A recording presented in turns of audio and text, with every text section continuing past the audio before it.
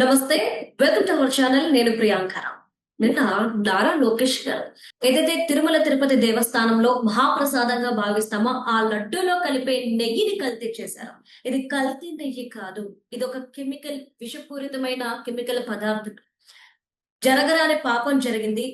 ఘోరమైన అపరాధం చేశారు. వీళ్ళు క్షమాపణ చెప్పాలి. ముందుగా మేము క్షమాపణ చెప్తున్నాము. ఎందుకంటే వాళ్ళు ఎలానో చెప్పట్లేదు కాబట్టి హిందూ ధర్మానికి జరిగిన తప్పుకి సంబంధించిన క్షమాపణ చెప్తున్నాను అని లోకేష్ గారు అన్నారు. మరి జగన్మోహన్ రెడ్డి గారిని ఆయన కోని చెప్పమన్నప్పుడు వాళ్ళు చెప్పకపోగా హెరిటేజ్ అని లేదా ఇందాపూర్ అని రకరకాలుగా చెప్పి మేమెందుకు క్షమాపణలు చెప్పాలి అని ఒకరి తర్వాత ఒకరు నానా రాధాంతం చేస్తున్నారు. ఎలా చూడాలి? అసలు లోకేష్ గారు చాలా స్ట్రాంగ్ గా అసెంబ్లీలో అలానే శాసన మండలిలో చెప్పారు.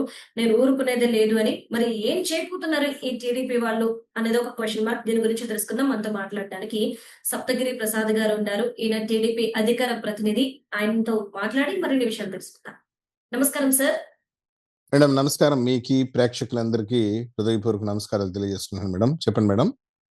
సార్ అయితే నిన్న లోకేష్ గారు క్షమాపణ చెప్పడం అనేది ఈరోజు ఒక క్వశ్చన్ మార్క్. ఎందుకు అంటే వైసీపీ వాళ్ళు చేసిన పాపానికి టీడీపీ వాళ్ళు ఎందుకు క్షమాపణ చెప్పాలి అనే క్వశ్చన్ అయితే వైసీపీ వాళ్ళు కూడా క్షమాపణ చెప్పండి అని చెప్పేసి కోరితే వాళ్ళు చెప్పకపోగా రకరకాల ఇష్యూస్, సంబంధం లేని ఇష్యూస్ తెర మీదకి తీసుకురావడం, ఏదేదో మాట్లాడటం ఎలా చూడాలి? మేడం ఇక్కడ లోకేష్ గారి యొక్క గొప్పతనం బయటపడుతుంది. ఎందుకంటే 2019 నుండి 24 మధ్య మనం ప్రభుత్వంలో లేము. అయినప్పటికీ హిందూ మతం పైన జరిగిన దాడికి లోకేష్ బాబు గారు హిందూ మతం సంబంధించి హిందువులందరికీ క్షమాపణ చెప్పారు. ఎందుకంటే ప్రపంచ ప్రఖ్యాతిగాంచిన హిందూ ధార్మిక క్షేత్రం తిరుమల తిరుపతి దేవస్థానంలో లడ్డు అనేది ఒక మహాప్రసాదం. అది ఆ ప్రసాదం పైన దాడి, దాంట్లో కల్తీ నెయ్యి వాడడం అంటే కోట్లాది మంది హిందూ భక్తుల యొక్క మనోభావాలు దెబ్బతినింది. వాళ్ళ మనోభావాలు దెబ్బతినింది కాబట్టి మన పైన బాధ్యత లేకపోయినా, మారల్ రెస్పాన్సిబిలిటీ లేకపోయినా ఒక క్షమాపణ చెప్పారు. కానీ వైసీపీ నాయకులు అడ్డంగా తిని తెగబలిసి పిచ్చి పిచ్చిగా నోరుకి ఎంత వచ్చి అంత మాట్లాడతారు.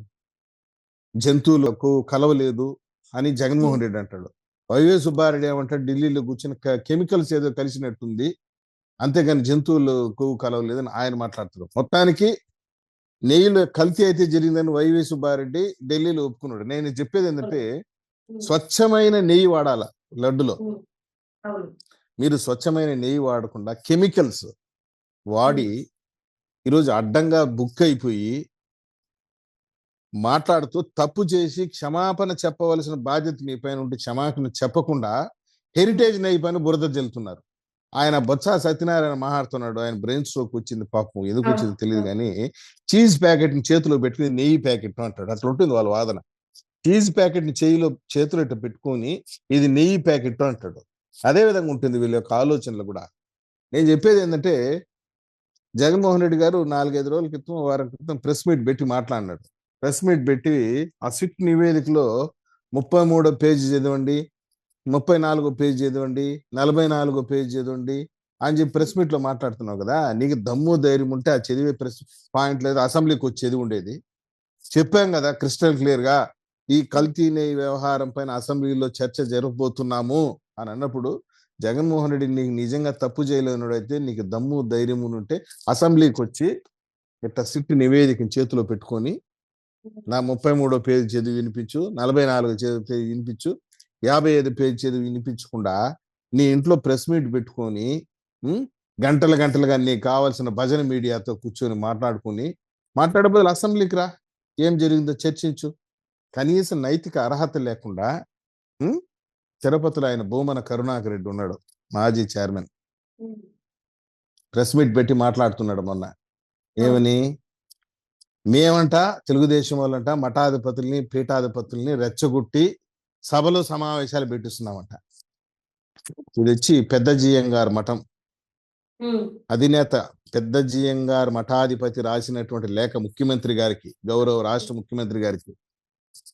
వెంకటేశ్వర స్వామి ప్రతినిత్యం కైంకర్యాలు, అన్నప్రసాదాలు, లడ్డూ ప్రసాదాలు నైవేద్యంగా నివేదించే మాకు లడ్డూ ప్రసాదాలు తయారు చేసే నెయ్యి కల్తీ కాబడిందని సిబిఐ నిర్ధారించినట్టు తెలియడంతో మమ్మలను దిగ్భ్రాంతికి మనోవేదన గురి చేసిందని చెప్పి పెద్ద జియంగార్ మఠ్ పీఠాధిపతి రాసింది. తిరుమల కొండపైన అన్ని ఆచార వ్యవహారాలు కైంకర్యాలన్నీ కూడా పెద్ద జియంగార్ల యొక్క ఆధ్వర్యంలోనే జరుగుతుంది. అటువంటి మఠాధిపతి ముఖ్యమంత్రి గారికి లేఖ రాసి ఆవేదన వ్యక్తం చేస్తే దీనిపైన సమాధానం చెప్పండి, దీనిపైన చర్చించనంటే మేమట మఠాధిపతుల్ని పీఠాధిపతుల్ని బెదిరించామంట, వాళ్ళ దగ్గర బలవంతంగా ఇటువంటి స్టేట్మెంట్ రాయిచ్చామంట. మఠాధిపతుల్ని పీఠాధిపతుల్ని బెదిరించే పరిస్థితులు ఎవరైనా ఉన్నారా?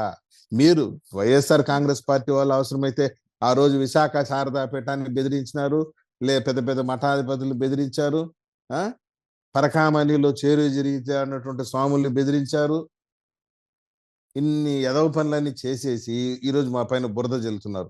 ఇందాపూర్ నుండి నెయ్యి తీసుకొచ్చామంట, హెరిటేజ్ నుండి పంపించామంట. ఈయన 2019 నుండి 24 మధ్య ఒకవేళ అది చేసింటే నువ్వేమి గుడ్డిగాడిది పళ్ళు దోముకున్నారా, లేకుండా ముద్దు నిద్రపోతున్నారా? 5 ఏళ్ళు మీరు అధికారంలో ఉన్నారు కదా, విచారణ చేయొచ్చు కదా, పట్టుకోవచ్చు కదా మమ్మల్ని నేను తప్పు చేస్తుంటే. అది వదిలిపెట్టేసి అడ్డంగా దొరికిపోయి పొరపాటు జరిగిపోయింది, ఏదో జరగరాని జరిగిపోయింది, క్షమించండి అని చెప్పి ఒక మాట చెప్పకుండా అడ్డంగా అదేదో ఉంది చూసినారా, దొంగ దొంగ దొంగ నరిచినట్టు ఆ విధంగా మాట్లాడుతున్నారు. ఆయన జగన్మోహన్ రెడ్డిని మేము అడిగేది ఏంటంటే, ఇంత పెద్ద రభస్ జరుగుతా ఉంది, యలహంక ప్యాలెస్ లో పోయి పడుకొని నిద్రపోయే బదులు అసెంబ్లీకి రావచ్చు కదా, దీనిపైన చర్చ చేయొచ్చు కదా, నీ వాదన ఏదో, నీ డిఫెన్స్ ఏదో చెప్పొచ్చు కదా. ప్రతి 15 రోజులకు ఒకసారి నిద్రలేయటం రావటం, ఈడ ప్రెస్ మీట్ పెట్టడం, ఎవరినో ఒకరు తిట్టడం, మళ్ళీ వెళ్ళటం. అంటే సార్ ఆయన అంటున్నారు మేము ఎందుకు క్షమాపణ చెప్పాలి అని వాళ్ళు అడుగుతున్నారు. ఎందుకు క్షమాపణ చెప్పరు అనేది మీ క్వశ్చన్. ఎందుకు చెప్పాలి వాళ్ళు? ఇప్పుడు మేడం అడ్డంగా సిబిఐ రిపోర్ట్లు దొరికిపోయినారు, సిట్ రిపోర్ట్ లో. సుప్రీం కోర్టు అంటే మేము వేసిన సిట్ కాదు అది, సాక్షాత్తు సుప్రీం కోర్టు వేసినటువంటి సిట్. సిబిఐ అధికారులు ఉన్నారు, రాష్ట్రానికి చెందిన 2 అధికారులు ఉన్నారు, ఫుడ్ సేఫ్టీ స్టాండర్డ్స్ ఆఫీసర్స్ ఉన్నారు దాంట్లో.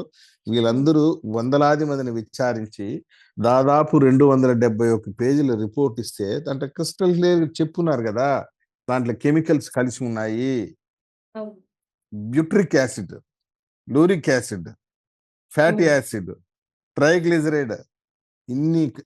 అసలు నెయ్యే కాదు, అసలు అదేదో సామెతం చేసినారా, మైసూరు బోండాల మైసూరు లేదు అనేసి నెయ్యి లేదు.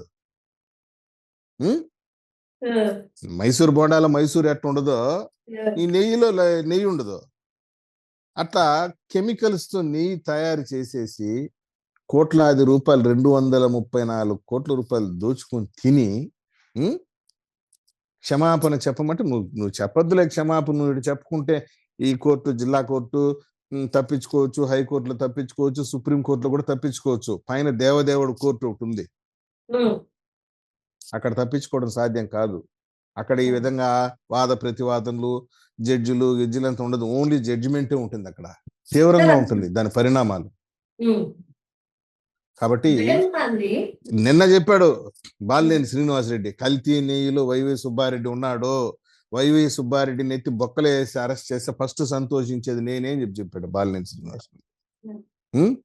ఈ విధంగా మీ అవినీతి దందా జరుగుతుంటే కనీసం నైతిక బాధ్యత లేకుండా లోకేష్ బాబు గారు గొప్ప మనసు చేసుకుని హిందువులకి మహా అపచారం జరిగిపోయింది, హిందూ మతం పైన దాడి జరిగింది, క్షమాపణ చెప్తున్నామని చెప్పి పెద్ద మనసు క్షమాపణ చెప్పారు. బాధ్యత లేకపోయినా మీరు వైసీపీ వాళ్ళు ప్రొఫెషనల్ దొంగలు అడ్డంగా దొరికిపోయి ఇతరుల పైన బురద జల్లుతా ఉన్నారు. నేను అదే చెప్తున్నా కదా, మీకు ఏమైనా విలువలు, నైతిక విలువలు ఉంటే అసెంబ్లీకి రండి, చర్చిద్దాము, మీ సత్తా ఏదో అసెంబ్లీలో చూపించండి అంటే జగన్మోహన్ రెడ్డి తుర్రుమని పారిపోయినాడు. మన బయట ఏమో పులి, సింహం అని చెప్పి పెద్ద పెద్ద బ్యానర్లు వేసుకునేది, గెంతేది. ఎందుకు? అంత పెద్ద పులి అయితే రా అసెంబ్లీకి రా, చర్చించు, కల్తీ నెయ్యి పైన చర్చించు, పరకామణిలో చోరీ పైన చర్చించు, శేషవస్త్రాలు, నకిలీ శేషవస్త్రాలు పెట్టారు కదా దాంట్లో దానిపైన చర్చించు. లడ్డు విషయంలో కేవలం ఒక నెయ్యిలోనే కాదు మేడం వీళ్ళు దోచుకునింది, జీడిపప్పు అయితే ఏమి, ఏలకలైతే ఏమి, ముంతమామిడి పప్పు అయితే ఏమి, నెయ్యి అయితే ఏమి, పాలు అయితే ఏమి, శనగపిండి, చక్కెర, కల్కండ అన్నిట్లోనూ దోచుకుని అడ్డంగా దోచుకుని ఒక వ్యాపార కేంద్రంగా మార్చేసినారు. ఒక్కొక్కటి బయట వస్తుంది, ఒక్కొక్క లేలు. చివరికి అసలు విషయం ఏంటంటే ఇక్కడ ఉమ్. 11 మంది ఉద్యోగస్తులు బలైనారు. టిటిడి ఈవు అనిల్ కుమార్ సింఘాల్ బలయ్యాడు. అవును సార్. ఆ? చివరికి మీరు నమ్ముతారు నమ్మురో, ఈ సిట్ రిపోర్ట్ చదువుతా ఉంటే ఉమ్. 3,000 రూపాయలు కూడా కక్కుర్తి పడి ఉన్నారు మేడం ఎంప్లాయీస్. ఈ సిట్ ఓకే. రిపోర్ట్ లో 3,000 రూపాయలు కూడా కక్కుర్తిపడి, ఒక సెల్ ఫోన్ కూడా కక్కుర్తిపడి ఉన్నారు. 20,000 రూపాయలు సెల్ ఫోన్ ఇస్తే కూడా తీసుకొని ఉన్నారు. ఇంత దారుణానికి దిగజారి మాట్లాడుతా ఉంటే నవ్వు వస్తుంది వీళ్ళు చూస్తే.